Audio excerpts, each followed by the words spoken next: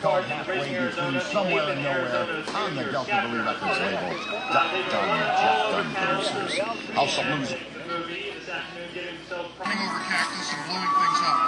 When he was not causing trouble, he would work for a local judge named Roy Bean as a bounty hunter. That's when he met Nathan, Arizona. The rest of the story is immortalized in the movie Raising Arizona. All right, big round of applause for our first competitors. And as you may have guessed, the contents of the song must be the legend and the history of the lone biker of the apocalypse. Now, contestants number 2, come on up. We're about ready to start. 2, 1. Y'all have fun.